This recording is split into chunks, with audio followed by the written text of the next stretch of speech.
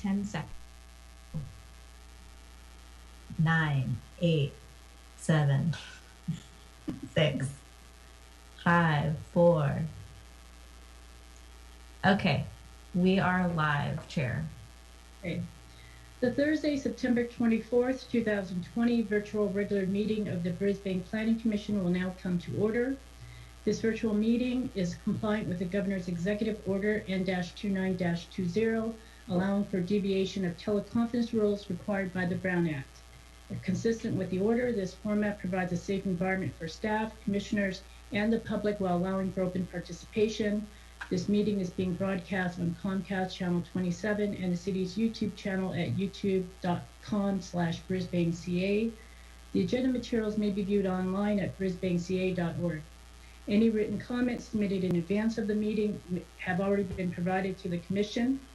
For those who would like to comment, a call-in telephone number was provided on the agenda, which can be viewed online. The phone number will also be provided during the meeting. Staff, please call the roll. Commissioner Gomez? Here. Commissioner Gooding? Is muted.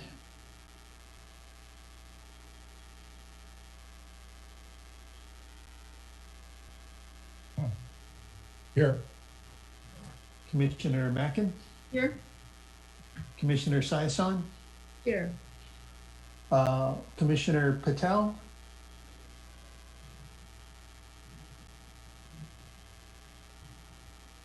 Is muted as well.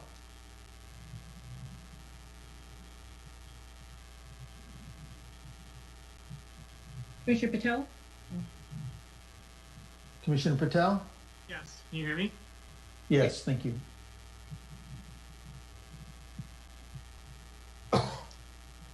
Okay, so we're all here.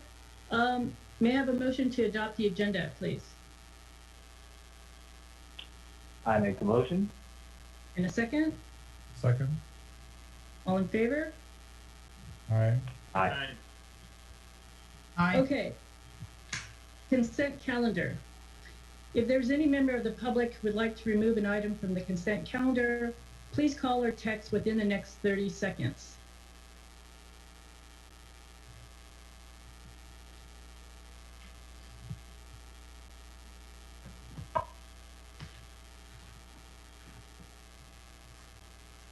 While we're waiting, do any of the commissioners, if any of the commissioners would like to remove an item, please acknowledge. I see no one. Okay, we've got about 10 seconds left.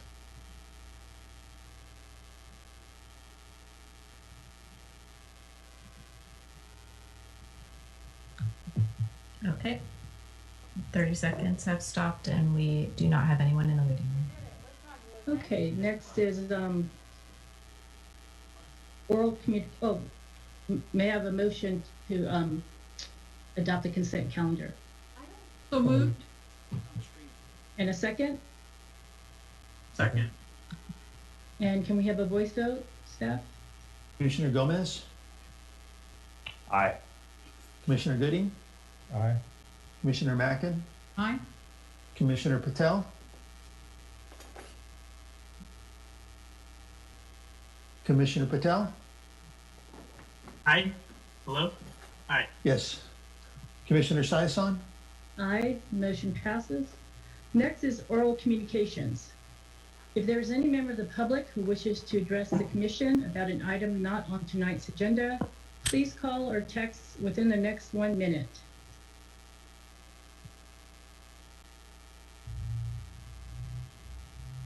And while we're waiting, John, do we have any written communications? I do not have any written communications this evening.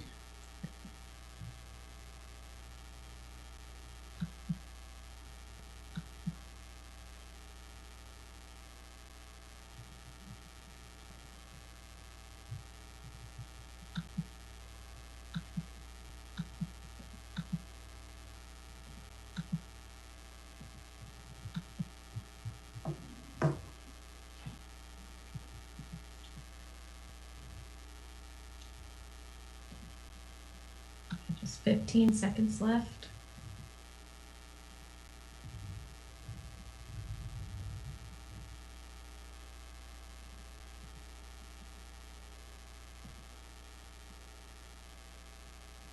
Okay, a minute's passed and no one is in the waiting room. Okay, thank you.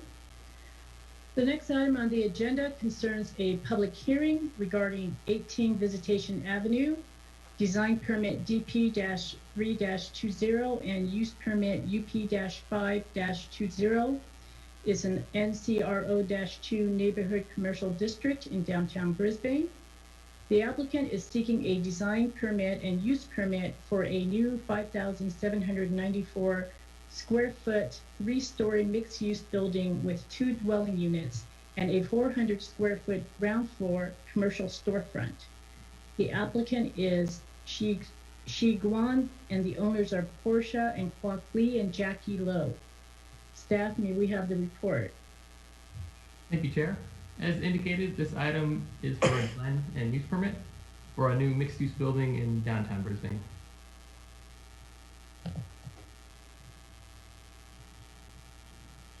The applicant requests to build a new 3-story structure that would include 2 two-bedroom apartments, a 400 square foot commercial storefront, and 4 covered spaces.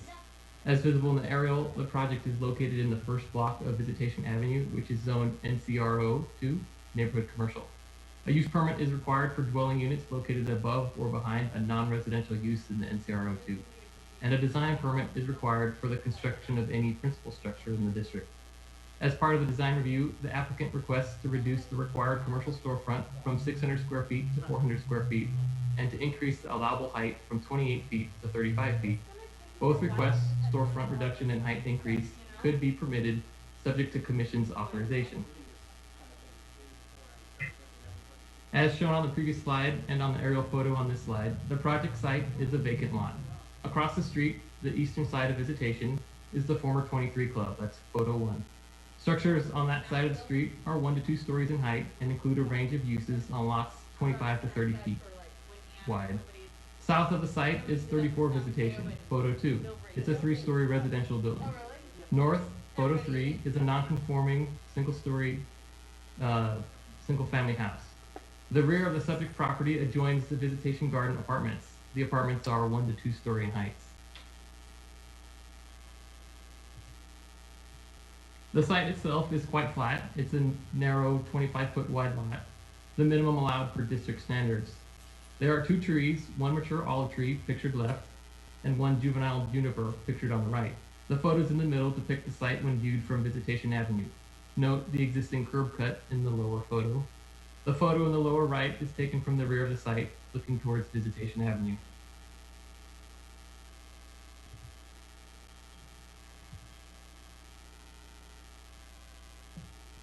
The applicant is proposing 2 two-bedroom, 2-story apartments, approximately 1,950 square feet each, above a garage and commercial storefront.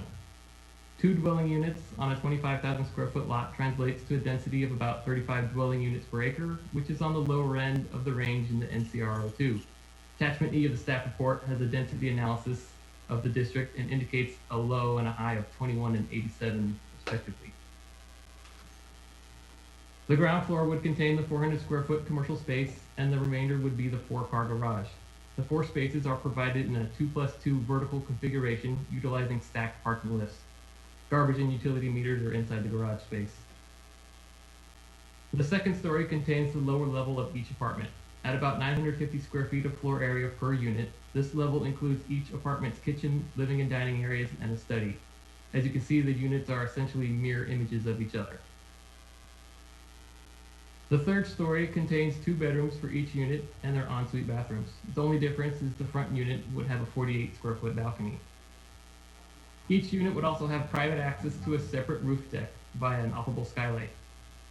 Additional project details will be provided in the following slides that summarize permit findings.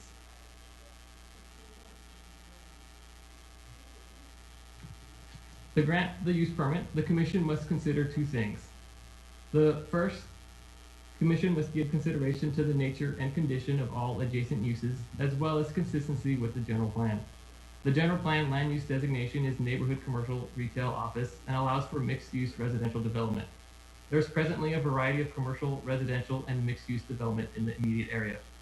Residential and mixed-use development in downtown Brisbane feature a range of residential densities between 21 and 87 dwelling units per acre, and also a range of building scales between 1 and 4 stories. This proposal is on the lower end of the density and comparable to the height of adjacent structures on Visitation Avenue. Lastly, the general plan and housing element have policies that promote mixed-use, infill, and transit-oriented development, including General Plan Policy 20 and Housing Element Policy HE1. They encourage a project like this, mixed-use, infill, and within a quarter-mile of public transit stops. The free Bayshore Caltrain and Balboa Park BART station shuttles are on San Francisco and Old County, and Samtrans Route 292 stops at Bayshore and Old County Road.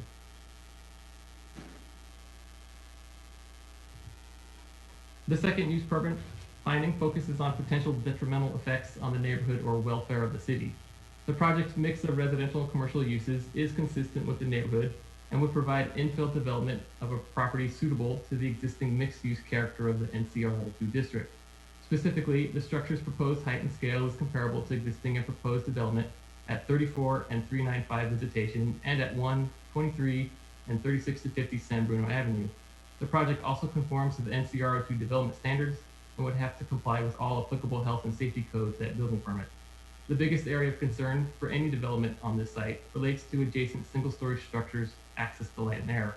One-story residential structures are directly to the west and north, but the proposed building would be set back 10 feet from the rear, the west lot line, and while the project would have a 0-foot setback on the side property line, the non-conforming single-family home to the north at 14 Visitation is set back approximately 2.5 to 3 feet from the shared property line, mitigating potential impacts to light and air from the neighboring structure. Shading is expected to occur in the late afternoon hours for the property to the north and will likely occur in the early morning hours for the property to the west. But shading resulting from the proposed structure is not likely to be significantly different than that from the existing 3-story structure at 34 Visitation. It is also noteworthy to point out that as a non-conforming use, the single-family home could not be expanded, enlarged, or otherwise intensified, and future conforming development would be allowed to have a 0-foot setback as this project proposes per district standards. There are a number of design permit findings, but they can generally be divided into 4 categories that I will go over briefly. These findings are also used when considering the request to allow a 35-foot height. The first is neighborhood compatibility.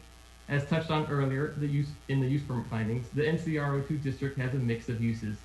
As you can see in the photos above, the proposal is nearly identical to that of 34 Visitation, a 3-story residential building.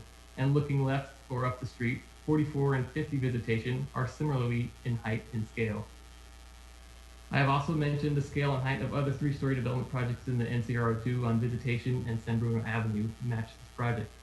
The prime exception is, of course, the single-family home at 14 Visitation. However, as noted, this is a non-conforming use and something the city does not envision in the downtown area. But even so, there are other single-story structures in the NCR02 and on this block. The second design permit subtopic is building design and form.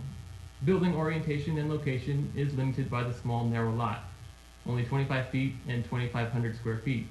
The design still conforms to the NCR02 development regulations, staying under the maximum 90% lot coverage and providing an abundance of shared and private outdoor spaces. It includes a combined 282 square feet of landscaping and an additional 831 square feet of open space proposed via a balcony and 2 separate private roof decks. The project proposes a contemporary design with organic materials and colors. It is compatible with the existing vernacular style common in the district and is respectful of pedestrian scale and intimate nature of the variety of storefronts found in downtown Brisbane, in that the front facade features complementary linear forms with visual interest and articulation, including balconies, roof eaves, awnings, voids in the wall plane, and varied elemental finishes, while contrasting textures of smooth stucco and cement board siding break up massing on the facades with less articulation. Finished materials include a natural color palette of light gray, red cedar siding, rock gray accents, and gray toned stone veneer. The third subtopic, site access, circulation, and parking. Access to the site is from Visitation Avenue and includes 3 entries, Separate residential and commercial entries are located on the southern side of the front facade, the top of the image. The third entry is vehicular access to the garage and utilizes the existing curb cut. It would need to be widened approximately 12 inches to meet city standards. While it appears there will be no conflict with existing parking spaces on visitation and the adjacent street tree per site photos and the applicant's plans, a recommended condition of approval would ensure no street parking would be lost. Inside the garage, 4 covered parking spaces are provided via 2 stacked parking lifts. Only 3 parking spaces are required in the district. On-site turnaround, also a code requirement, is provided by a turntable. The final design subtopic is landscaping in open areas. I already mentioned the coverage is less than the allowable maximum. This permits the design to provide a 250 square foot rear yard that, with a recommended condition of approval, may be accessed by the employees of the commercial space in addition to the occupants of the residential units. The design also proposes 32 square feet of landscaping below the storefront window, since the front is set back 5 feet. The area would include native and non-native low-water plants, including rosemary, English lavender, and Berkeley sedge, and soften the streetscape. Additional open space includes the previously mentioned private roof decks and balcony for Unit A. The passive open space requirement in the district only calls for 60 square feet per unit, while a total of 831, or approximately 415 square feet per unit is proposed. The mature olive tree would be removed and does not require commission approval since it is not a protected tree. California Invasive Plant Council has deemed it an invasive species, and though the city's tree ordinance would not require a replacement tree, the project does propose 1 new tree in the rear yard to go alongside with the juniper that is to be preserved. A recommended condition of approval would ensure the landscape plan proposes an appropriate low-water, native preferred species and suitable location prior to issuance of a building permit. The last component of the applicant's request is to reduce the required commercial storefront area. Per district standards, a minimum 600 square feet is required unless the commission makes additional findings for BMC 17.14.060. They include 1, the lesser area is as large as possible for the intended storefront use given the size, configuration, and physical constraints of the structure and the site. Looking at the lower level floor plan and front elevation, you can see how much is occupied by the garage entry and residential entry corridor. A minimum 12-foot wide curb cut would be required by the city engineer, and the corridor leading to the residential units is indicated to be a standard hallway width at approximately 3 feet. With a lot that's only 25 feet wide, you can see it takes up a lot of space just for the entries. Additional ground floor space is needed to accommodate the required parking and on-site turnaround per the Brisbane Municipal Code. The remaining space is as large as possible given the nature of the narrow lot and other district design requirements. The second finding would be no off-street parking shall be located on any portion of the site between the curb line and the storefront. As you can see in the above drawing, there are no proposed parking spaces between the curb and the storefront. Third, new construction shall incorporate the necessary vents and chases into the building design so as to allow future changes in occupancy of the storefront area. A recommended condition of approval would require this at building permit. Last, single-family dwellings in which mixed uses are conducted shall have a storefront character as viewed from the street. Does not apply to this project.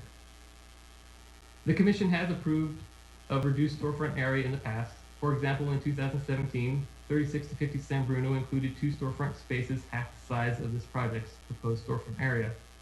And they determined a small coffee shop, flower shop, or other similar use could be accommodated in a commercial space less than 600 square feet.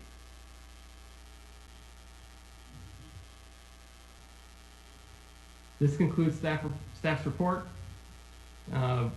We recommend approval of the application by adoption of the attached resolution. Okay, thank you, Jeremiah. Do any of the commissioners have a question for staff? I have a general question around, I would say landscaping and vegetation requirements for these types of projects where we've got a very narrow lot, but we have a design element with a rooftop deck. And I'm just wondering what is within our, and I have not been able to find this, why not require some type of rooftop garden provide a bit more habitat. And we've seen this as a growing theme in both apartment buildings and some of the larger commercial developments to the south of us and also to the north of us. And so I'm just wondering if that is something that actually the commission would like to talk about. So wanted to put that out there. Okay, thank you. I guess that's something we can do during our discussion then. Something for us to think about then. Okay, thank you, Commissioner Gomez. Anyone else? Commissioner Commissioner Mackin's Mackin? hand. Okay. Okay, I was gonna go last if anyone else has staff questions. Anyone else have staff questions? Yes? Gooding? Gooding, you go first, please, and I'll go last. Yeah. I had a question of the other properties in which we've approved, substandard, storefront sizes. Have those been completed or built? I don't believe 36 to 50 San Bruno has started yet. Okay. Well, and they also, you guys earlier this year, pre-COVID, approved a modification to their design permit anyway, where they complied. I think the only recent example, we don't have a lot of new development on visitation in general. I'll just put that out there. But I think the most recent example of a reduced area was for 320 visitation, which is a single family home with a ground floor storefront. And it's escaping me what the approved square footage was, but that was built over 10 years ago, I think. Has that been occupied by anything commercial in that smaller space? I would have to check our business license records. I don't know offhand.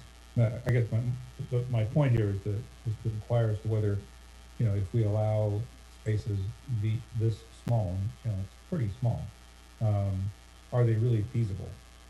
Or are they going to wind up being simply spaces in the bottom of the building that are blank spaces? Because I think if we're trying to create or maintain an ambience of a commercial and neighborhood character for visitation and Lower San Bruno, I think it's important to try to get a clearer picture of whether these really small spaces are workable. How many floors do we need? How many small cafes can we support? Or is this just a way of putting something on the street for this project that doesn't really wind up being anything?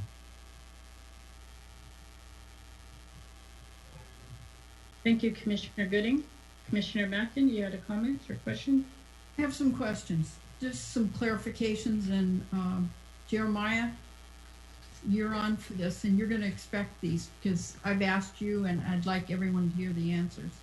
The garage with the turntable and the lift, could the owner convert these into an ADU, the garage? New state law does permit the conversion of non-livable space to an ADU, and that does include garage in the state language. Okay. And I also, in the staff report regarding potential impacts to light and air from neighboring structure, and there's a lot in here about the structure, the house to the north and the senior apartments to the west, and not much about the apartments to the south. And I had asked Jeremiah, what is the setback? Because there is a bit of a setback on the property now occupied by, I think it's 34 San Bruno? Correct, 34 apartments? 34 visitation. Yes, and the setback is? According to a recent site plan, it was listed at 4.5 feet. Okay, so I visited the site today, and it looks like the walkway is 3 feet wide. Maybe barely, but they may be counting what's above it as part of that. Let me see what else.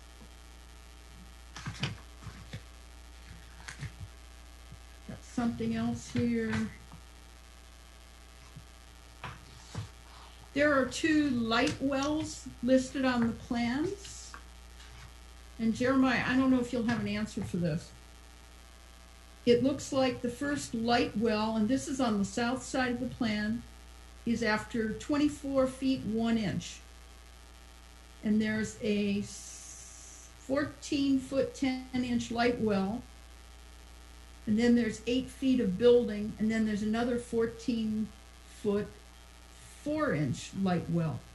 Are these two light wells strategically placed opposite the apartments?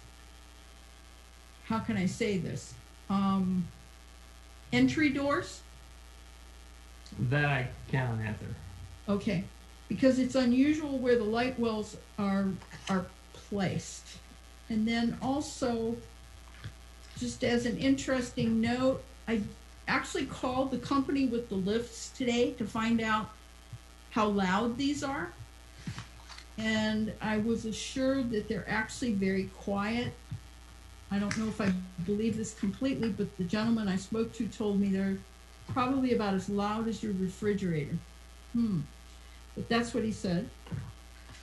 And let's see what else.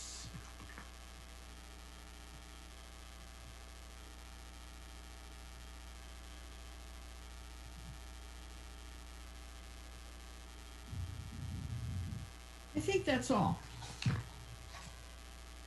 Okay, thank you. I'm sorry, one more thing. Here it is.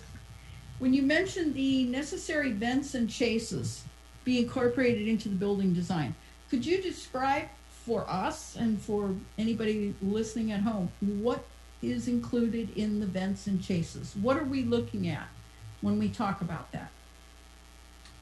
Well, that I don't know if I can get specifically what those vents would be for. It's would be for maybe ventilation of the air system in there.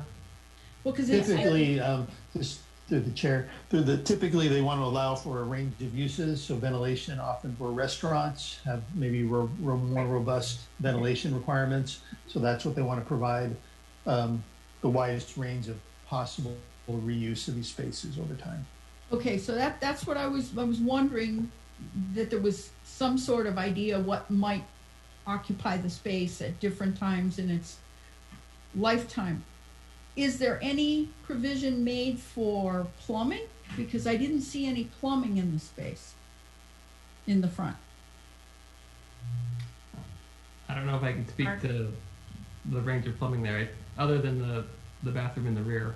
Right, okay. The code does not specify Doesn't that. require. It's sort of an empty shell ready to be somewhat customized for who could go in there. As the director said, sort of set up to be a wide range of Okay. And then also, the turntable is listed, can accommodate standard sized vehicles. And I had asked Jeremiah a definition of a standard sized vehicle. And I'm assuming this rules out anything like a small SUV, which is very popular because of the clearance of stacking 2 vehicles and a 12-foot ceiling. So that is correct in that this may not be able to accommodate 2 stacked SUVs. The Brisbane Municipal Code doesn't really have anything specific to height.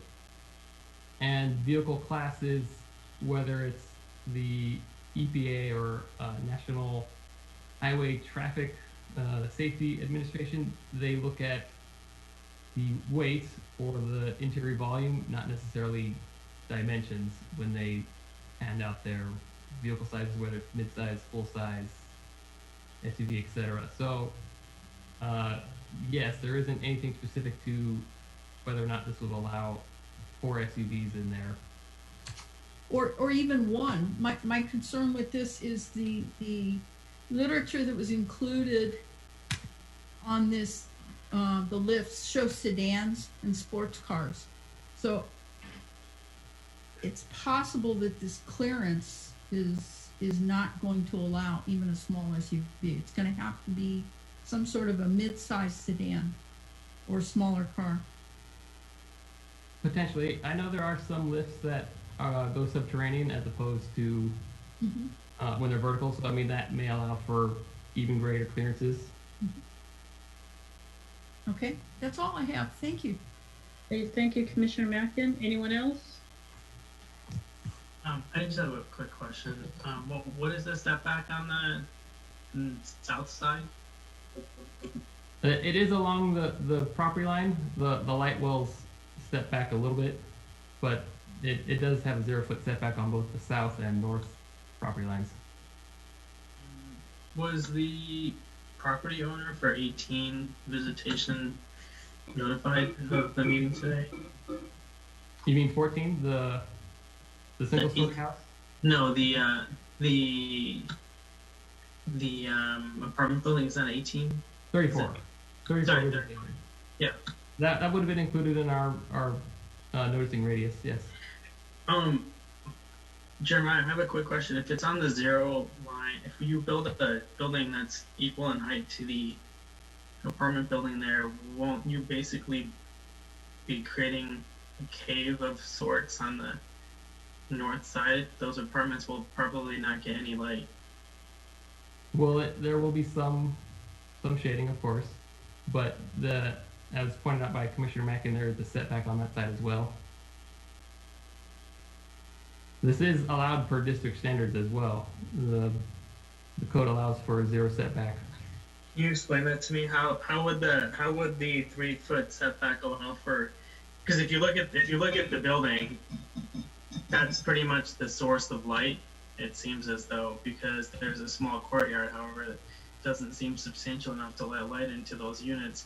If you build and then if you look at the roof line, if you build a building right next to it, how is it that you're saying that there would be light in those units? Well, it can still, when during midday hours, we direct down, more lights coming in. It is a potential impact, but it's not going to completely block light and air to the adjacent buildings. I'm still not understanding. Sorry, I'm not trying to be difficult. I'm still not understanding how those units get light. Well, it's the ambient light. It's maybe not direct sunshine coming in, but there's still ambient light throughout the day coming in through there because it's not totally enclosed or walled off on all sides. Well, and if I may, the orientation, that the sun is not hitting that side, if I'm understanding Commissioner Patel. It's not, it doesn't have that eastern southwestern orientation. If we're talking about the same area of the building, we're talking about 34 on the apartments, right? Yeah. On the northern side of 34? It would never have sun would never be hitting that to begin with. Yes, not directly. There's still ambient light coming down though. Yes, right. But if there's a building that's right on the property line of that property line, I don't understand how the ambient light's getting in there. Because this is what is the problem I'm having. Well, it's not roofed, right? There's space between the sky and this 3 foot well so it's like standing under your patio or not standing under your patio. If I may add something through the chair? Mr. Mackin? The site visit I made today, there's a roof on the existing 3-story apartment building that overhangs the 3 feet. So you don't really have 3 feet of light coming downward. The overhang is at least a foot or more. Right, that's what I was looking at, because I did pull it up just to make sure I was understanding it right. It's not as though the roof stops at where the pathway is. Mm-mm. No, there's a very clear overhang. You can even see it on the photographs. Are we in discussion, Chair? No, no, Sorry. we're not. So, but I was entertaining questions if commissioners had follow-up for staff. So, any more questions for staff? Okay, then I will open the public hearing. Can we hear from the applicant? Yes, and they're actually, I believe, in the Zoom. So let me admit. It's Bill Guan. Okay. Okay.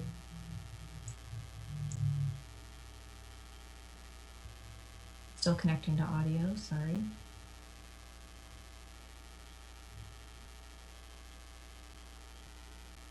Okay. Okay, it looks like he doesn't have.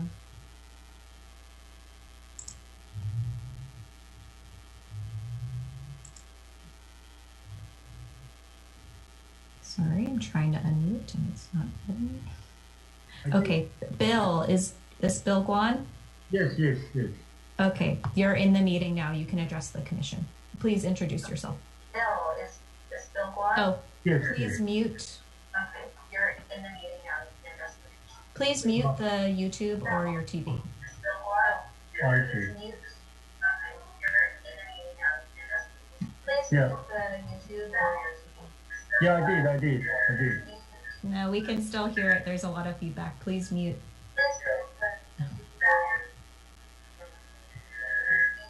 No, we can still hear it. Huh. I did turn it off. Let me see. Hold on. How's it right now? Uh, if I'm gonna mute you, sorry. So if you're watching on YouTube or your TV, just pause it, or you don't need to be connected to it to hear us. So I'm gonna unmute you one more time, but please just make sure you've muted whatever you're watching the meeting on.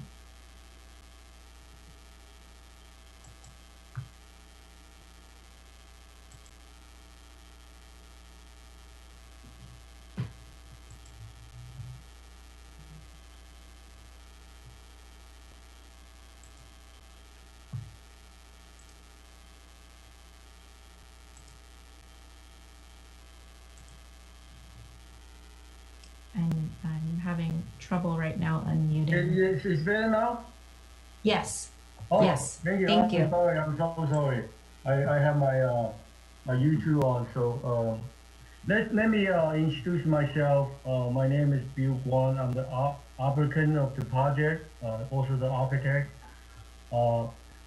First of all, I want to thank Jeremiah. He did a wonderful, great presentation. I like Brisbane. Brisbane is a beautiful town, and I always dream to live there. And it's a quiet town.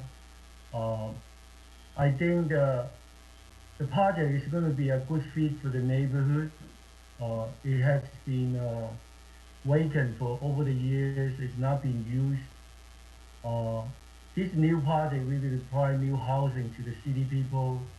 It's very close to the shop and restaurant. I think whoever gonna live there gonna like it. And so I'm gonna make it short. So I think it's gonna be a good fit for the neighborhood. I hope you can take this opportunity and review it and give the project an opportunity to approve it. Thank you. Okay, thank you, Mr. Guan. Can you hold on in case the commissioners have a question for you? Sure. Do any of the commissioners have a question for Mr. Guan? Okay, I have a brief question. Mr. Guan, for that storefront, do you have a tenant in mind for it? No, not yet. Okay. Anyone else have questions? Okay, thank you, Mr. Guan. Commissioner Gooding? Yeah, thank you, Mr. Guan. The property just north of you, the number 14 visitation, do you know who the current owner of that property is? No. You mean no? Number 14 visitation, the little house, the small single-family dwelling. Oh, next to they did call me when I'm doing this house, and they called me. They said they want to do an addition as well at the front. They want to put in a 2-story building at the front with a garage and also commercial. So I've been contacting them, and it sounds like he said if I get this project done, for 18 visitation, they may go for with the, the permit as well.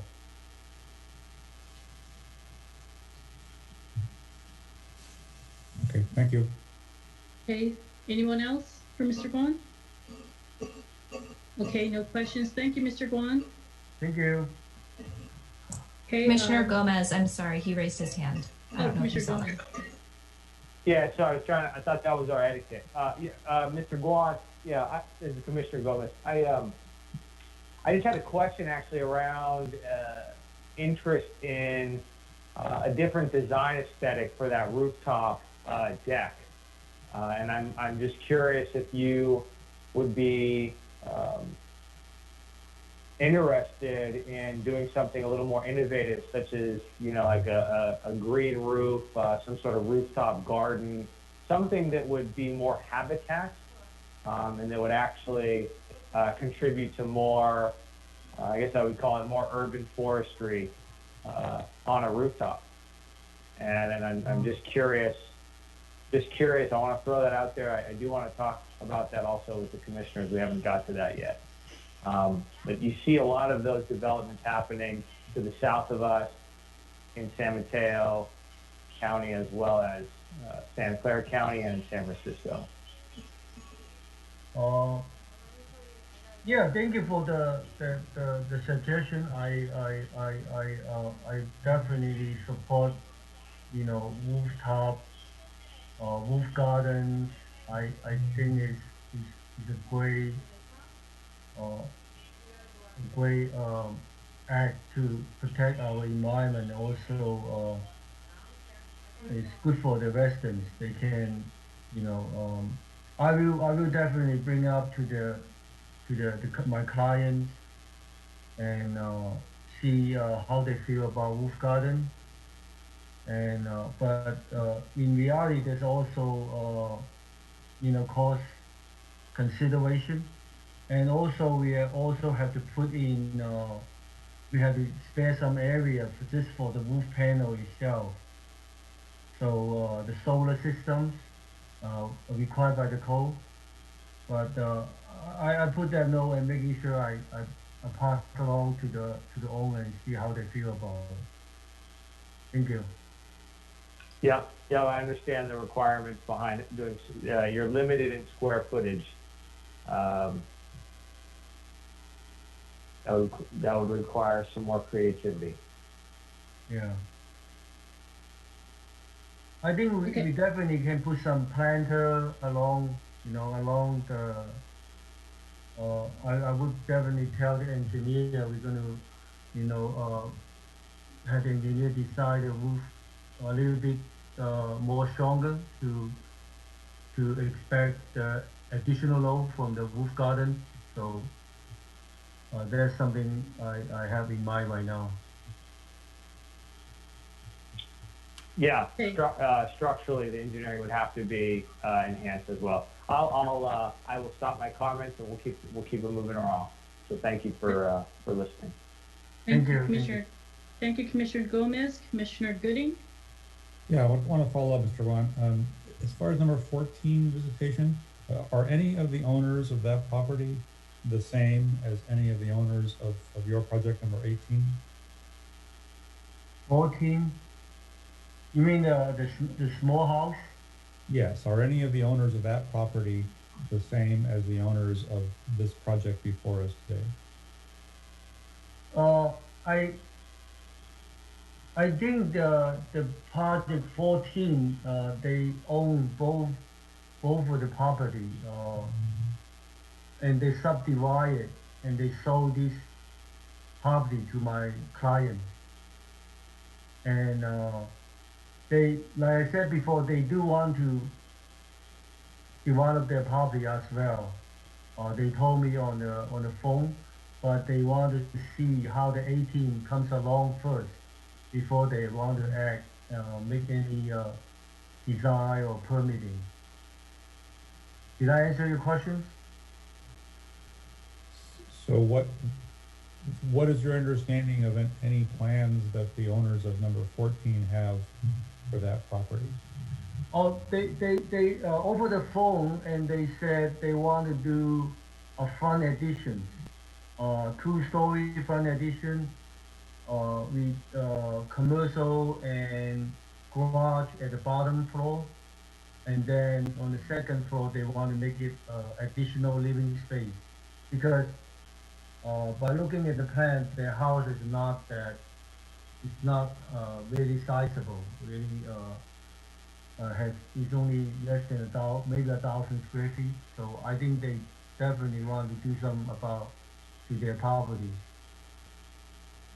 But I don't, at this point, I don't have much information because it was through a phone call. They called me up. Well, but the people who own 14 are the same as the people who own number 18, aren't they? No. They number 14 sold their property to my clients as a parcel. They sold it to my client last year. So they own both before, but they subdivided and they sold it separately. Yeah, through the chair, the owner of the single family home next door is different from the owner of the current property. And was there a subdivision?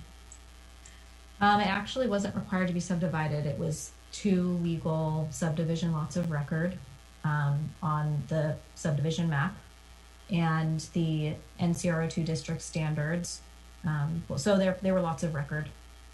Our code basically says when, say, for example, in the R1 district, where your minimum lot size is 5,000 square feet, we've seen many examples where people own two lots, but under our code, we wouldn't allow them to be separately developed because of the minimum lot size requirements. In this case, at the time, a couple years ago, these lots were, two 2,500 square foot lots of record. The NCR02 district, their minimum lot size is 2,500 square feet. So they both complied with the lot size requirements. They were both lots of record, and so they could be sold, financed, and developed separately under our code. Thank you. Okay, thank you. Any other questions? Okay, thank you, Mr. Guan. So, Thank you. Thank you. We'll take public comments. Julia, do we have anyone waiting in the wings? Sorry, I'm muted. We do, and I will also put up the meeting slide for others to call in. And let me admit, we have one person in the waiting room. Okay, so caller, I've let you in the waiting room. Please mute your TV or mute your YouTube and press *6 to unmute your phone line and announce yourself, please. Hi, this is Barbara Eagle. Am I in? Yes. Yes. Hi. Oh my gosh, it's the first time I've done this. This is exciting.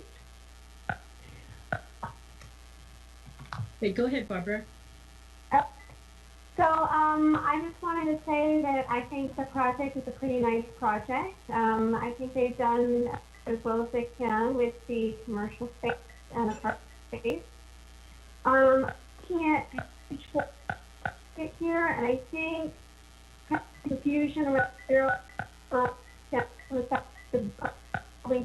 this project does not reach the property line, so there is going to be space into the buildings, but on the adjacent building side.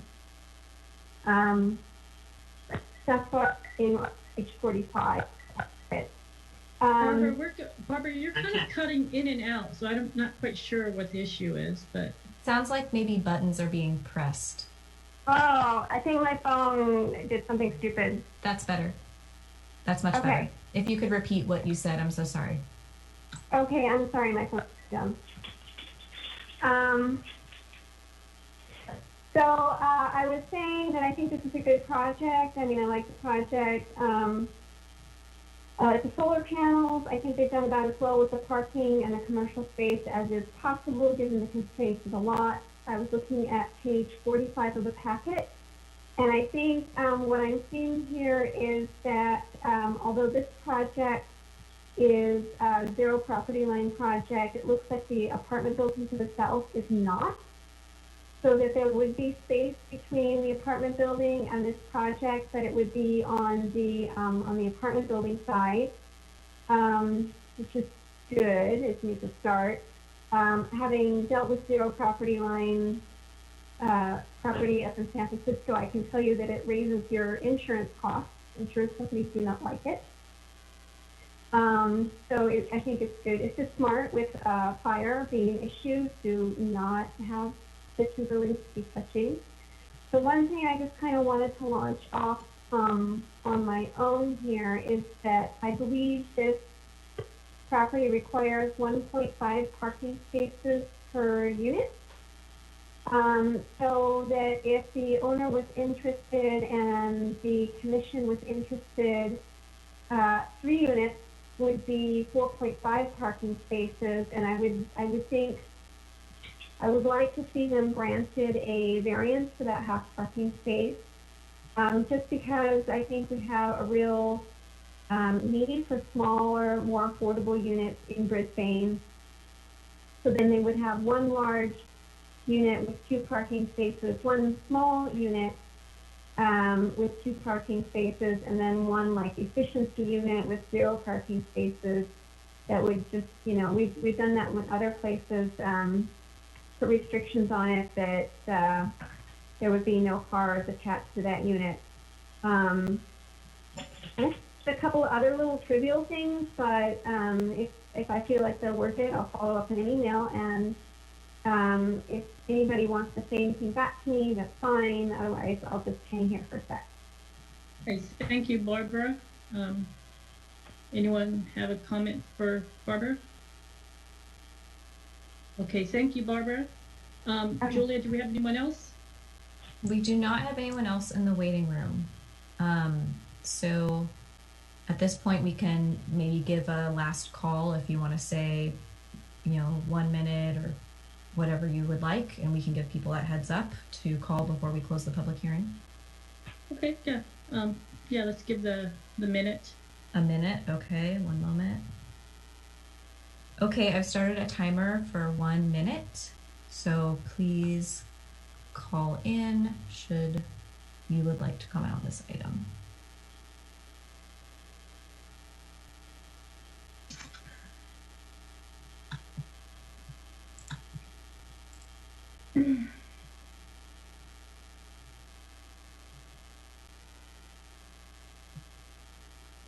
And just for the record, we'll allow the applicant to stay in, but he'll be muted. So if during your discussion questions come up for him, if you would like to ask him, he can address them at that time. Okay. Thank you.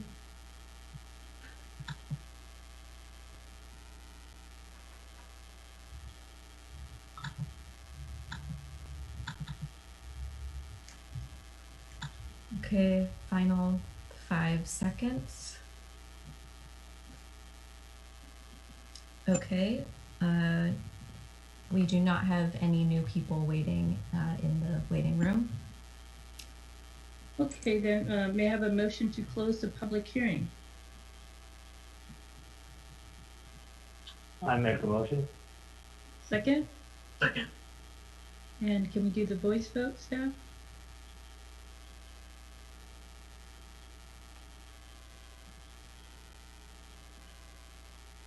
Is John muted? John, you're muted.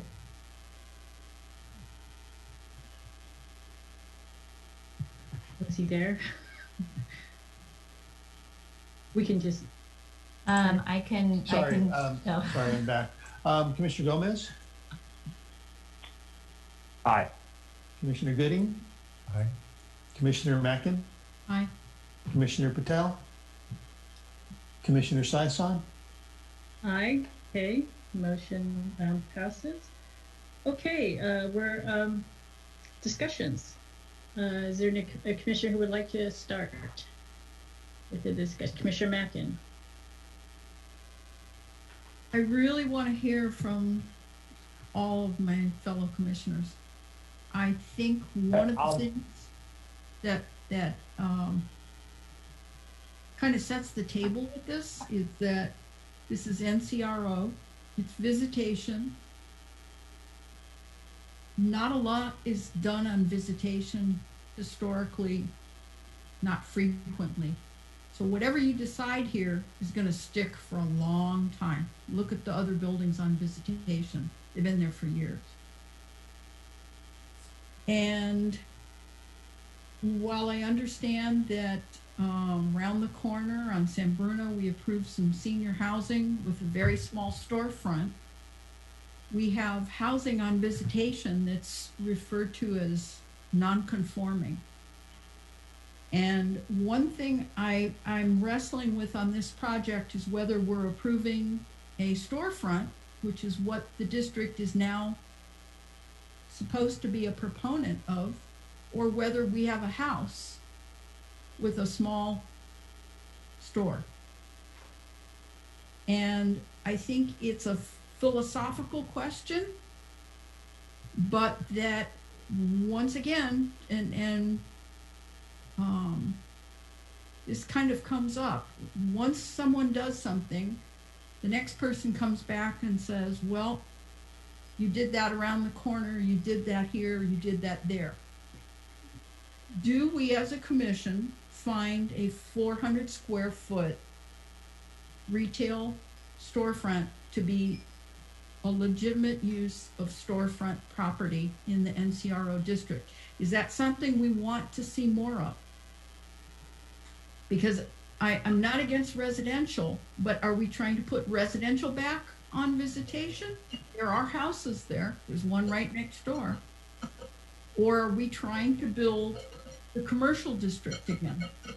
And I think it's a very important question. This is kind of a test case. My second, I guess, problem I have with this is when we talk about the apartments next door and we talk about livability, the apartments at 34, their front doors and their largest windows are on that property line. And when you put in a 35-foot tall structure, Commissioner Patel asked the question, how much daylight are you going to get down a 35-foot, 3-foot wide shaft? So I visited the site, and there is a inner courtyard to those apartment buildings. It's really a parking garage. So the back side of the apartments, if you can picture this, the back side, since the middle is open, the back side of those apartments that face the subject property tonight have some windows that face into the parking garage. However, what I caution you with is if you've ever lived in a building where you have a bathroom with a very narrow horizontal window way up near the ceiling that's kind of for a little bit of light and ventilation, that's what's on the inner side of the parking garage. That's where, Commissioner Patel, you asked about sunlight. That's the only sunlight they get. So the light that they get right now on the north side, where they have large, like picture windows and their front entry door, it's actually quite bright. I was surprised because I went late afternoon, so it's kind of the late afternoon sun at 5 p.m. They will not have that. And I just wonder about the livability of being in an apartment where you've got so little daylight or fresh air. I mean, that's a tough one. So I've put two things to think about on the table, and I'd like to hear the rest of your opinions. Okay, does anyone want to go first and address Commissioner Mackin's comments? I know I didn't ask this question to staff before, but I'd asked, I'd like a question answered by staff. Has this project been already reviewed by the fire department?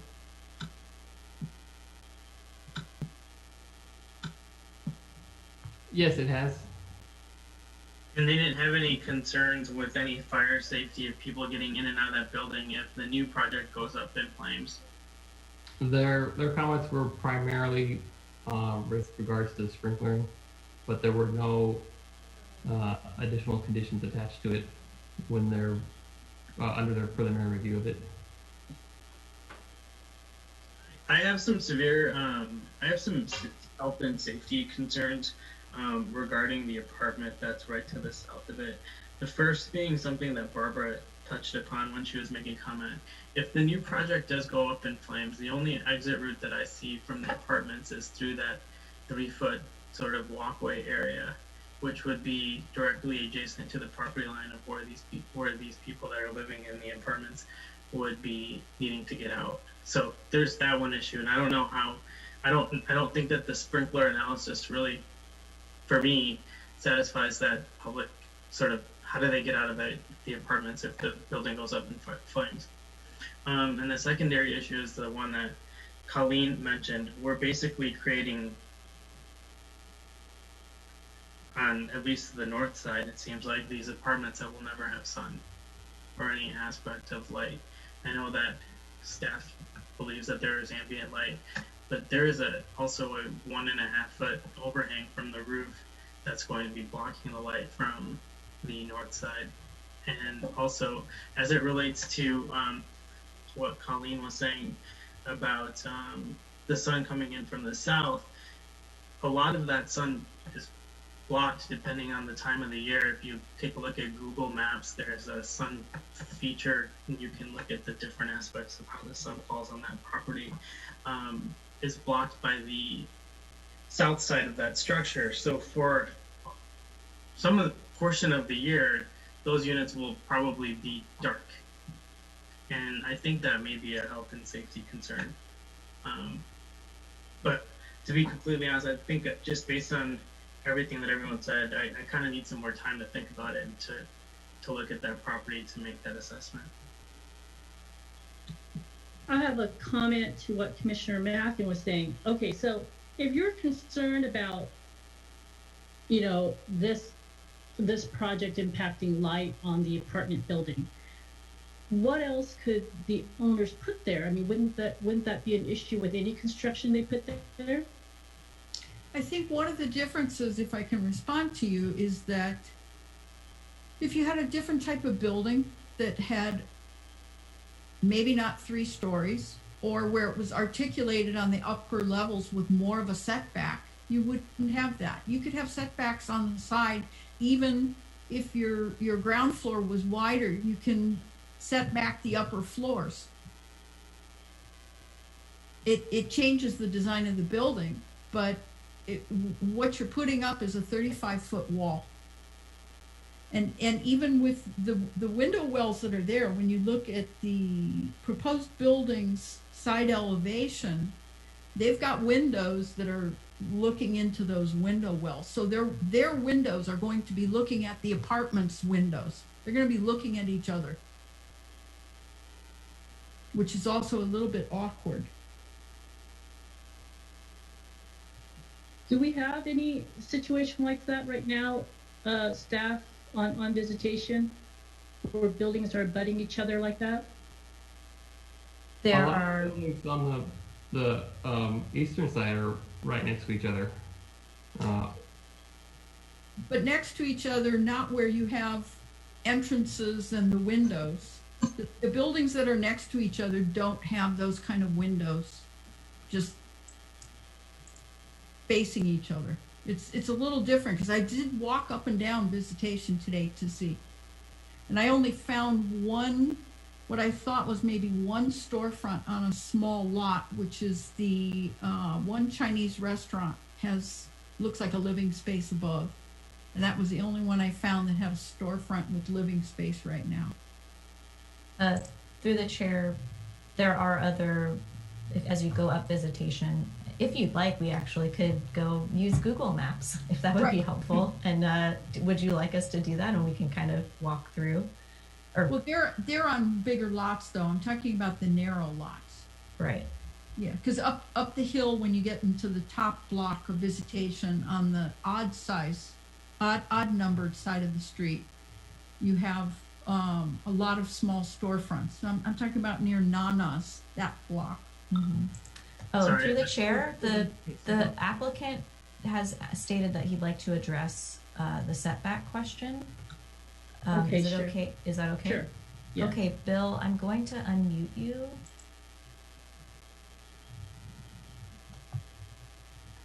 Okay, Bill, you're unmuted. So you had a thank comment you, about thank the you. setback? I just had a quick comment regarding to the apartment setback.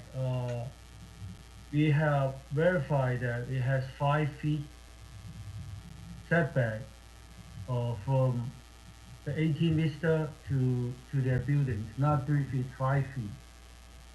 And The survey that you... yeah, also on our side, we propose to vertical 3-story live well. So since the lot is so narrow, we try our best to to work with those windows, apartment windows. So that's all I have. I know it's the building. It's not even you do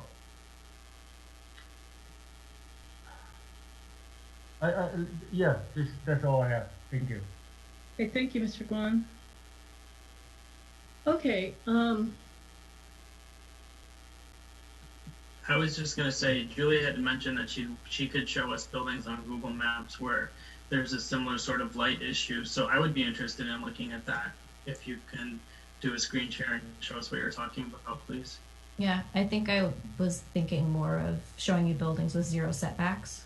Are they residential buildings where there's an equally sized building next door where they wouldn't have? There's a few mixed use ones, but we can walk through together. I mean, this is all, Sure. I'm trying to answer your questions on the fly, so I don't have an that makes sense. encyclopedic knowledge. I have a decent knowledge, but hold on just a moment, please. This is one benefit of our newfound technology. Okay, can everyone see this okay? oh, okay. So we'll be zooming around a little bit. So look. So we've got a 1-story single family here. This is the 23 Club. It's not residential on the top, obviously, that's commercial. There is our 34 Visitation. So this side you can see is almost exclusively characterized by 0 setbacks. Oh, no, there's a small setback there. Here's some examples here. Looks like maybe a foot or 2. And then this is, and this is the 0 block. This is the first block of Visitation, which should all look familiar to you. Okay, so now let's go up to the next. Okay, so starting with the 100 block. So we have a commercial space here next to... Julia, can you go back use? 1 second to the south side of number 34?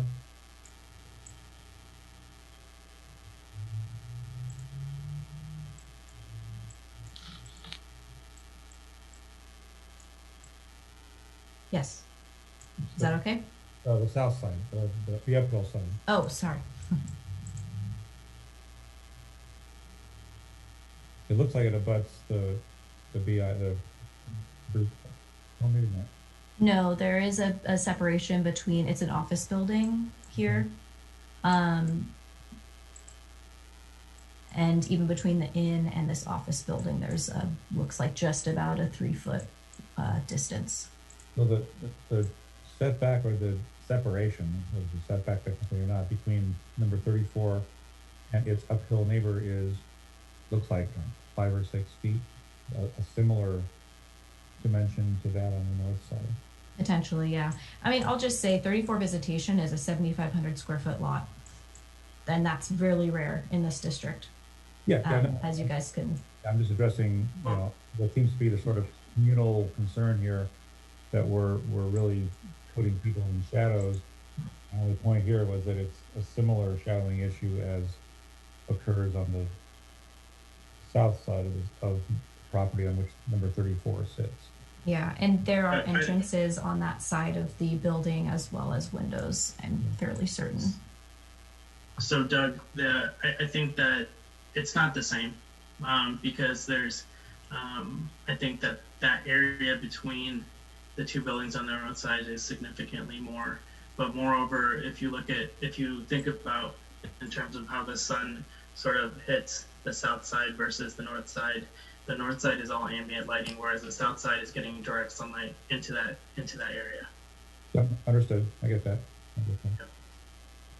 With the applicant's note of a 5-foot setback, this is based on a survey they had done on their property. So just Well, point that out again. You're saying that there'll be 5 feet between the vertical plane of the south wall of his property versus the north wall of 34. No, I think he was saying that there's going to be 5 feet between the house and the south. The house, no, he's saying that there's 5 feet between his building and the apartment building. Yeah. I believe that's what he said. We can ask him to clarify if you'd like. Yeah, I don't think that that's Okay. true. Okay, hold on just a moment. Bill, I'm going to unmute you again.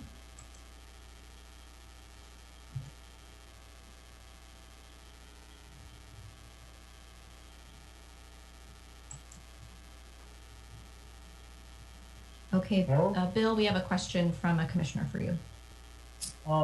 Sure. Sandeep, do you want to go ahead and ask? Oh, sure. How many feet is between between your proposed building and the apartment building? Let me, based on, let me see, I'm open, I had a survey in front of me, and it shows 5'3". 5'3", based on the survey we have from the surveyor, the licensed surveyor, and they showed the 5'3". 234 And- visitation. Yes, yes. Between the new proposed building and the existing apartment. And also, I want to bring up again is there's a live well we are proposed on facing those windows. A 14-foot live well and also total of 28 feet live well. An extra 3 feet setback. I'm sorry, I don't understand what a light rail is. Can you explain that to me? A live well is a setback from our side, from our building, like 3 feet, total of 28 feet of setback. If you're looking at the plan, there's a 28 feet of almost, actually 39 feet. 29 feet by 3'6" of setback from our side for, But- cut into our building that provide light, additional light to the apartment, also to our new bedroom and kitchen. Would it be helpful through the chair? Do you want us to try to put the floor plans up so we can show what that Sure. light well is? Yes. Yeah. Thank Okay. you. Hold on, I'm going to stop sharing for just a moment and load those up. Do you have them, Julia? You can do it if you have them quicker. I didn't know if you were still having issues. Yeah, a little bit.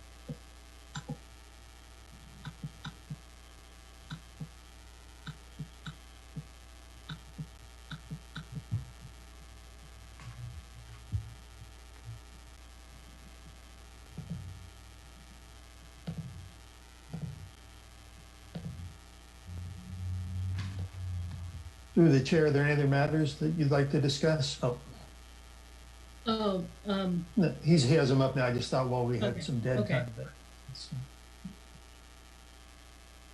So what Would you like to look at site plan or one of the floor plans? Yeah, kind of explain to us where the light rail or light well is. Yeah, so maybe we could zoom in on this. I have a very tiny screen. Not sure if others at home do as well.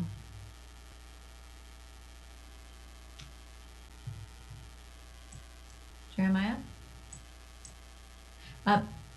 Through the chair, Jeremiah noted he was having some internet issues. I think he may Okay. be frozen. He is I having can hear you issues. now. Oh, okay. I appear to be having some.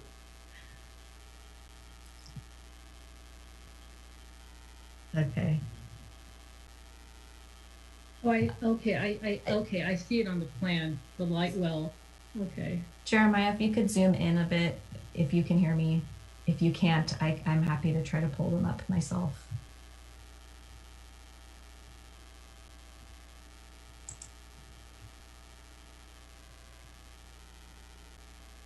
Julia, should we have the applicant explain the light well, the principles behind it, and what it's attempting to achieve while the graphic That's is a up? good idea, through the chair. You sure? Would you like me to invite him back in? Okay, Bill, we're gonna ask you back in and just, can you describe what a light well is, the function, and then explain the design Sure. for your project? A light rail it functions as an opening for lateral lighting and also lateral ventilation. And that's the purpose, give whoever the residents more lighting, lateral lighting from. That's what we propose. We have a 3'6" by 28 feet, maybe 29 feet of light rail on our side.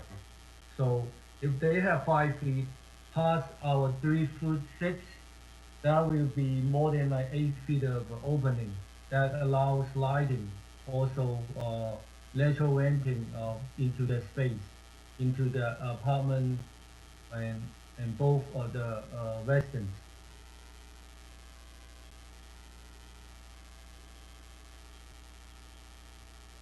Okay, thank you. Any commissioner have further questions for Mr. Guan on that? Okay, Commissioner Mackin? Actually, it wasn't a question. Okay.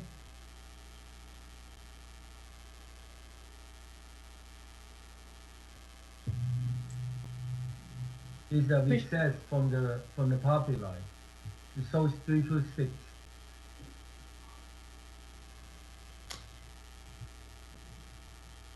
Madam Chair, Yes, Commissioner Mackin? can I just point something out? Sure. Can we go back to Julia or Jeremiah, a slide of the side of the apartments, please? The north side? Here? No, not the blueprints, the photographs, sorry. Oh, you want me to go back to Google? Yeah, well, either Google or whatever you've got. Can you see this?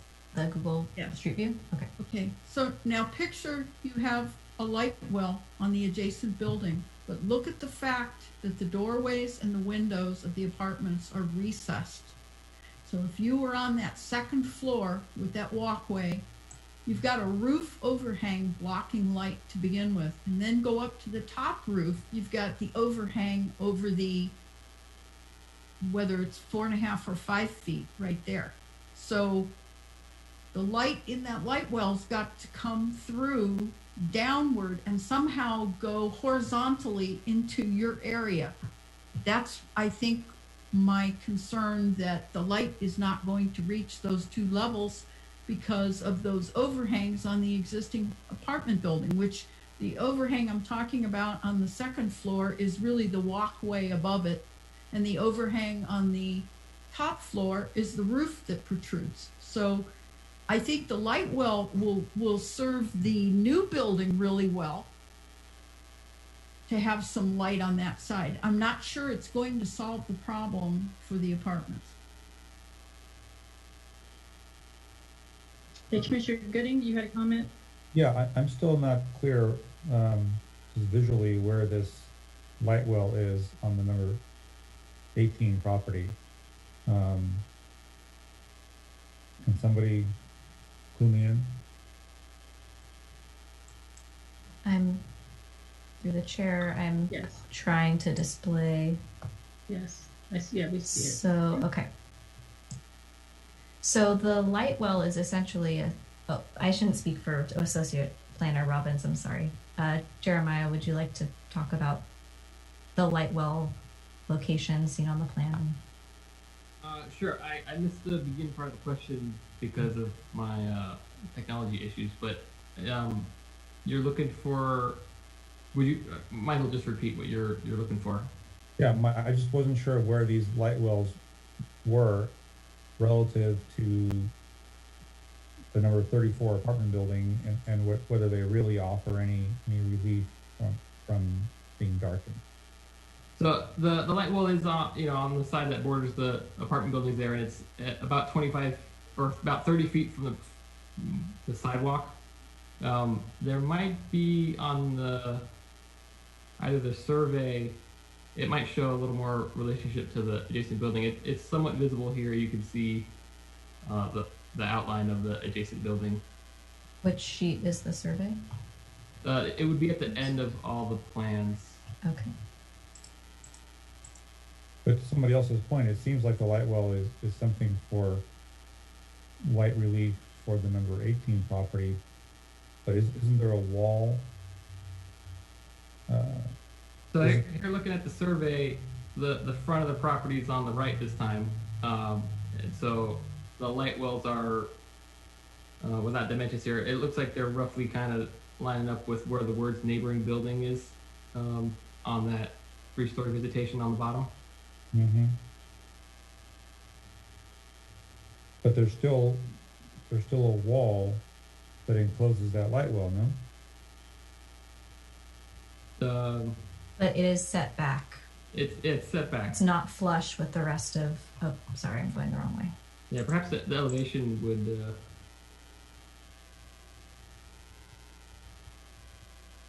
Yeah, this would be. So the light wells where the windows are located here are set back, as the applicant said, even further from the lot line. So there's a change in the wall plane. So I'm going to go back to the floor plan. Sorry, I'm so zoomed out. Excuse me, to this site plan.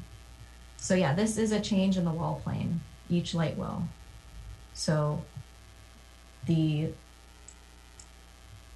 building walls have a varied setback, really, right? From the side lot line. It's not a zero setback uniformly. It's not zero the entire way. I believe that the dark line you're seeing is actually the outline of the property boundary.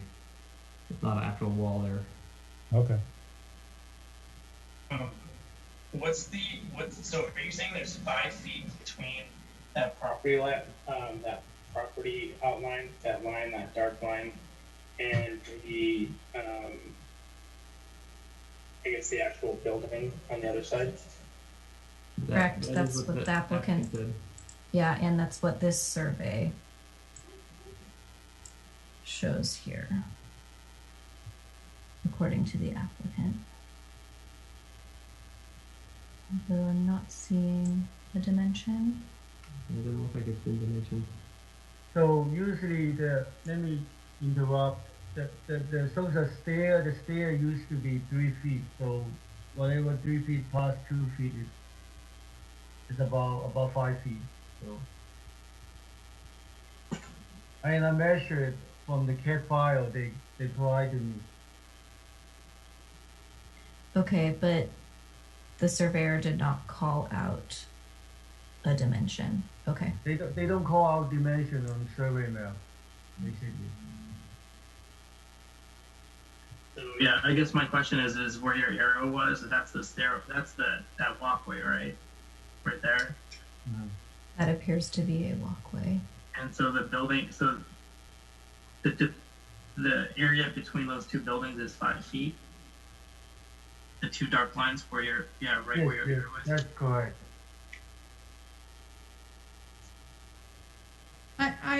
In visiting the site, I honestly, It may have been measured, but it sure did not look like 5 feet to me. The stairway that was there just goes to the first floor. There's a door. And it looked like a really narrow stairway. It didn't look like a 3-foot wide stairway. It's, I mean, I would just note for the record that, I mean, the boundary of like the property line is not, Yeah, I don't know that sometimes- from the street you could eye where the property line is. That might not be that this fence, well, It's actually true. we could look at the survey and see if the fence is on the property line.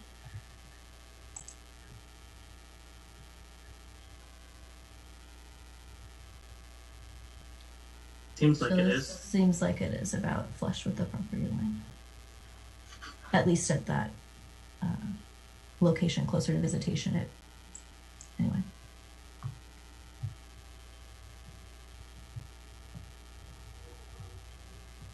Okay, any more Shall I questions? stop sharing? Oh, Shall I stop sharing through the chair?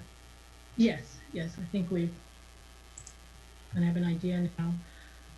Okay, I have one more question, sorry. Commissioner Patel, yes. Julia, do you know if on that apartment building, are there multiple entrances and exits for those apartments, or is it just that walkway that's on the north side? Director Swicky, I think you have more knowledge of this building than I do.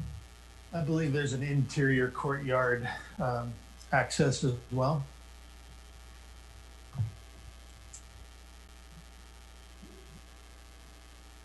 Does that answer your question, Commissioner Patel? Sure. So is it you believe, or there is one in the courtyard? Yes. Okay. Okay, Commissioner Gooding, did you have another comment? You're muted. I could ask Mr. Guan a question about something. Is he still on? Sorry, the applicant, I muted him, but I will unmute him if you'd like to ask him. Yeah. Okay, sorry, Bill, I will unmute you now. Takes a little bit. Okay, go Okay, ahead. I'm here. What is your question, Commissioner? Yeah, Mr. Guan, have you had any communication whatsoever with the owner of the apartment building at number 34? No. I believe the planning already mailed them letter, and if they're concerned, Yeah, I understand that. I was wondering if you had, in the course of your planning this building, whether you had any contact at all with the owner of that building? no. Okay. And I take it from staff that there's been no response from the owner of that building to the notices that he received about this project, correct? And there was no written communications received or telephone calls after notice. The actual occupants or tenants of the building do not, in the normal course of business, get these notices, is that right? Yeah, my understanding is just the owners. Yeah. Okay, thank you. Okay, thank you. Thank you, Mr. Guan. Thank I you. guess we'll resume our discussion. Okay, anyone else have comments or concerns? So, we want to discuss more about this light issue. I guess, you know, I don't have a big a problem about this, you know, biggest concern about this as I guess Commissioner Patel and Commissioner Mack and Commissioner Gooding, I guess you've expressed some concern. Commissioner Gomez, what are your thoughts on the light issue? Yeah, I don't have the same concerns as Commissioner Mackin nor Commissioner Patel with regards to the lighting. I think considering the how narrow the lot is,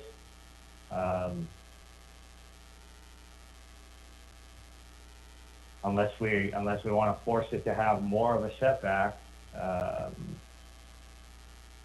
yeah, I don't really have a strong opinion on this.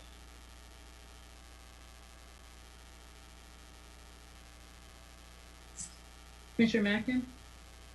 So I don't really have a strong opinion one way or the other, but I find it interesting if we're concerned about the neighboring properties on other sides. That south side is the one that's really impacted. And I thought it would be remiss of us to ignore that. But I haven't heard anyone address my other question, which is, are we being asked to approve a house? Or are we being asked to approve a storefront? This is NCRO district.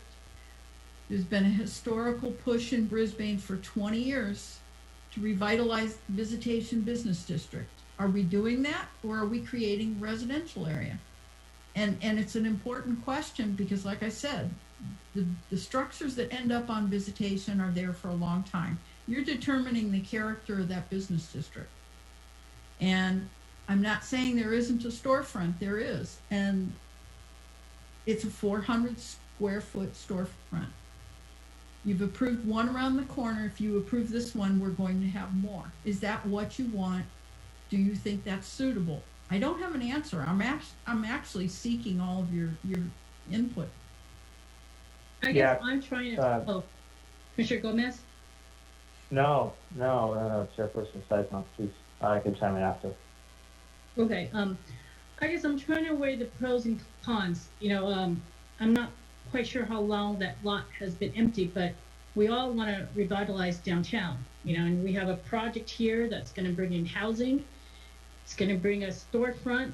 It's smaller than what we would like, but you can put in some businesses, right, Julia? You said there's a few that's has less square footage than what they're proposing.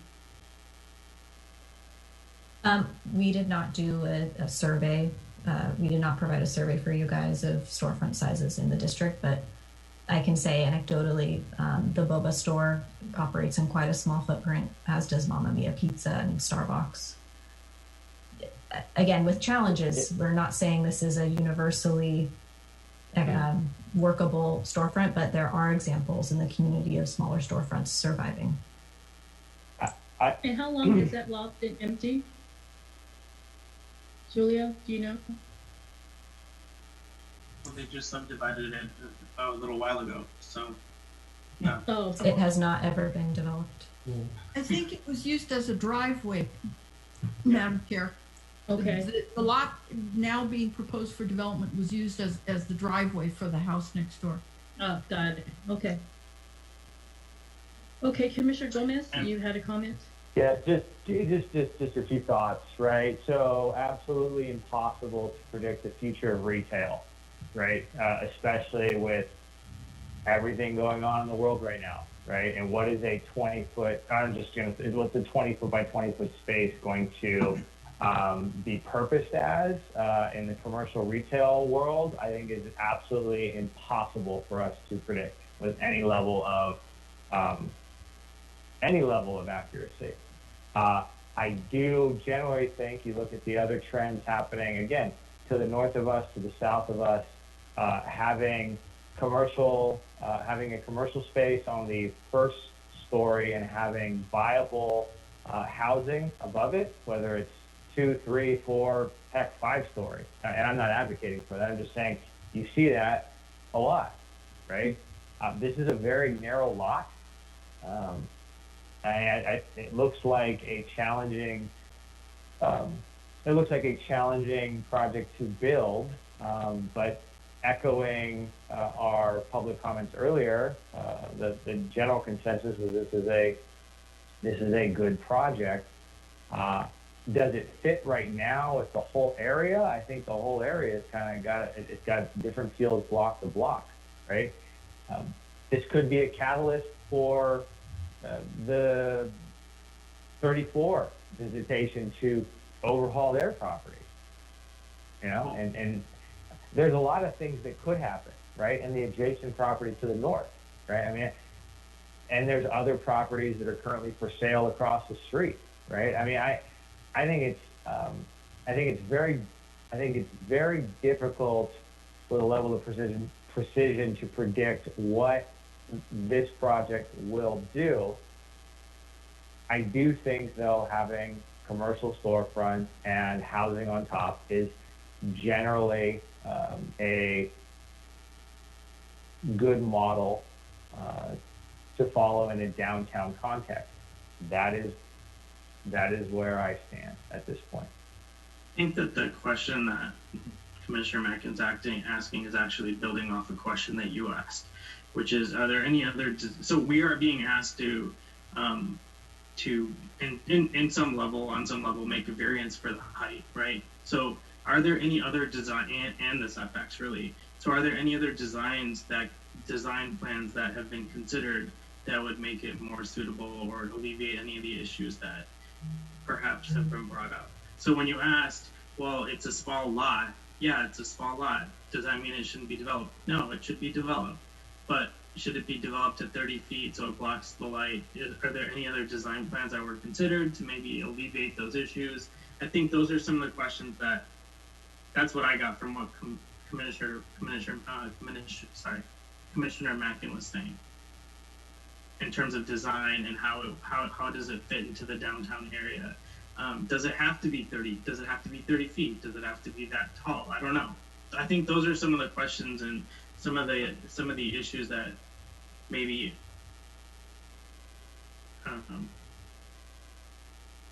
some of the sort of thought processes that Commissioner Mackin was asking to go down. Through the chair, Yes. this is not actually a variance to allow 35 feet. That is allowed in the district regulations, provided the findings are met for the design permit. Right.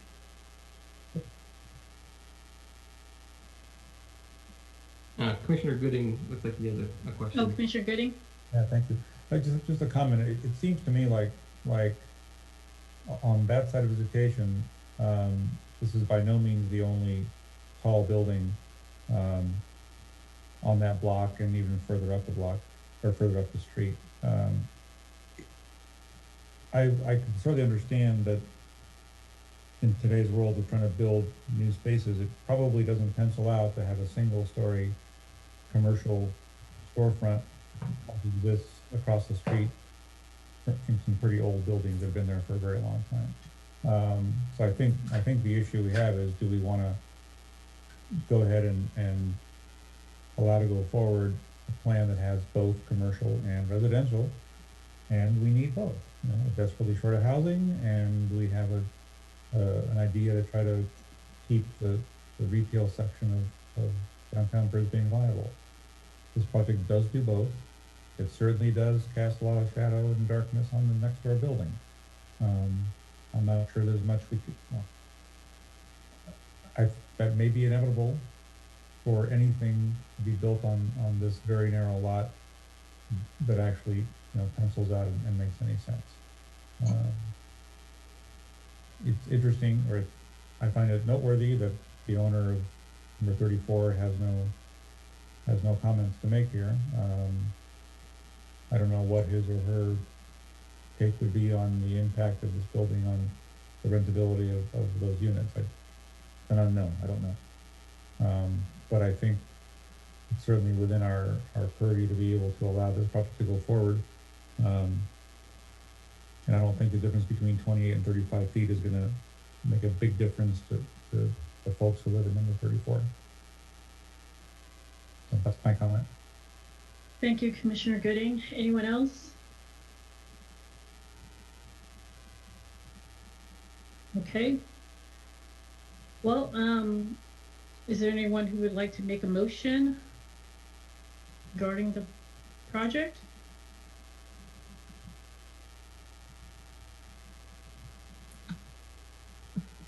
No? I'll make a motion.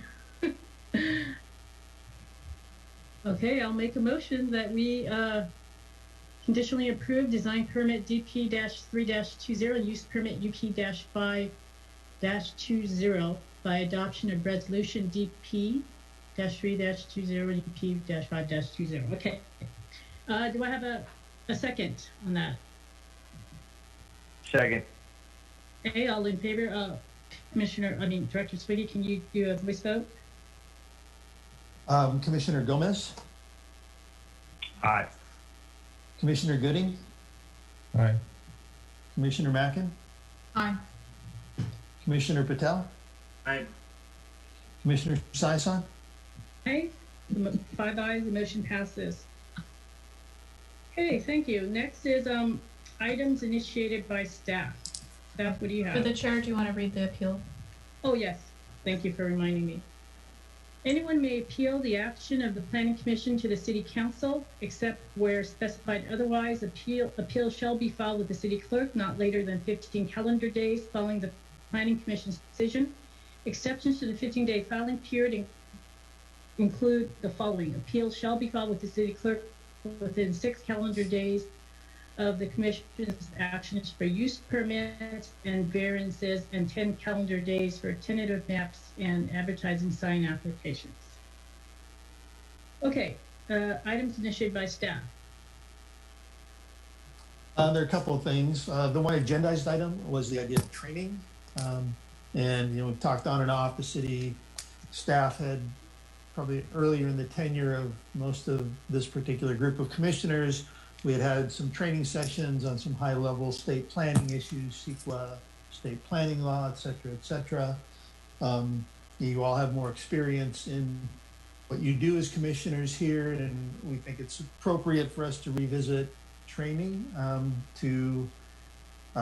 based on what, as a group of commissioners individually or collectively, you think you would like to be trained on, what aspects of planning and development that you're engaged with that you feel you would benefit from additional training. So I'm going to throw it out to the commission for your consideration. Okay, thank you, John. Commissioner Patel? That wasn't me. Oh, okay, that wasn't you. Who was, I thought someone said something. That might have been Commissioner Gomez. Yeah, Commissioner Gomez? Yeah. Okay. Yeah. Okay. Thank you, Commissioner Patel. John, I'm wondering, is there a list of topics or categories? I just didn't fully grasp that. Well, I didn't really come in with the list of topics. My thought is that the commission, I would really be offering things that you feel are useful for what you do on the commission. So it's really getting your input. If there aren't any particular topics, then we can revisit the whole question at another time. But if you do have things that you're interested in learning more about, then we're glad to entertain. Can we help increase your knowledge level and comfort with some of these issues? Okay, does anyone have any thoughts now, or is this something we want to just, mull it over and come back? Yeah. Sure. Yeah, that's fine too. Okay, I think we'll mull it over, John. Thank you. All right. A couple other things. One is that there were a number of items that were scheduled for planning, city council review last week. That included the ADU ordinance, the floor area exception for garages on small lots, and the grading ordinance. But unfortunately, the council had some technical difficulties at their meeting, and they ended up continuing all of those items to their next meeting. So none of those items were heard by the council last week, but will be heard later in October. Let's see, a couple things schedule-wise for the commission. One, you notice we'll be canceling the October 8th meeting because of a conflict with another event. And then we will also have a conflict with the council meeting on December 10th. So we intend to, if it's okay with the commission, we want to check your availability for a special meeting on December 3rd.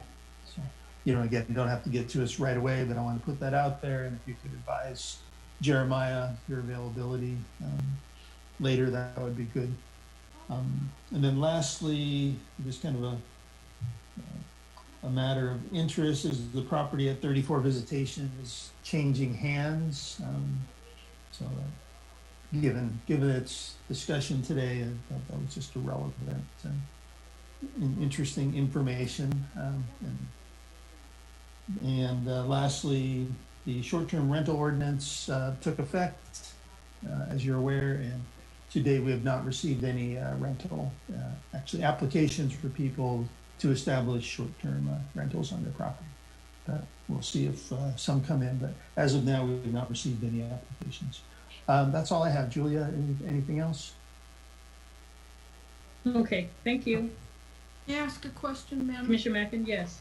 On the STR ordinance, since we've had no one apply for the permits, there were suggestions I know made to the council about engaging the services of the outside firm that monitors the short-term rental listings.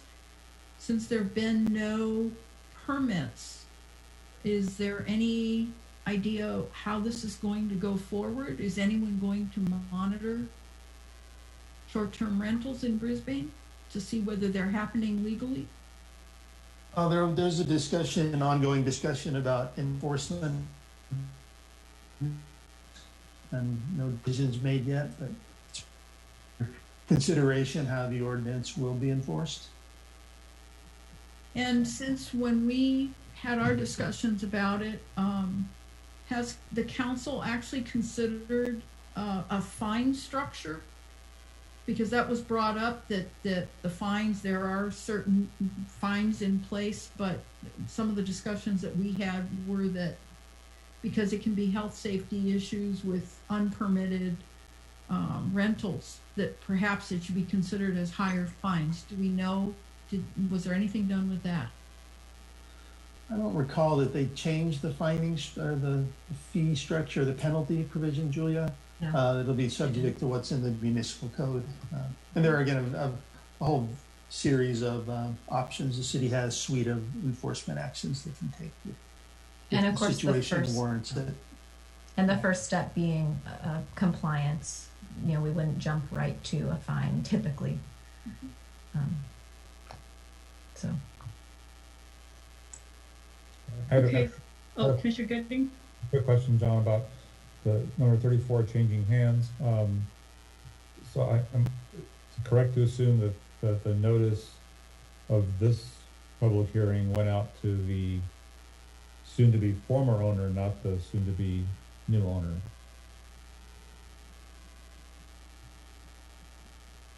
I have no idea when. I'm not trying to think of when the notice probably went out about 10 days ago, 2 weeks ago, Jeremiah. I'm not sure who, I suspect the paperwork went to the current owner, or the previous owner, however you want to look at it.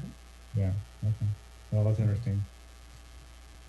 But the city is in contact with the new owner regularly regarding a number of issues on that property, which has its own challenges. So.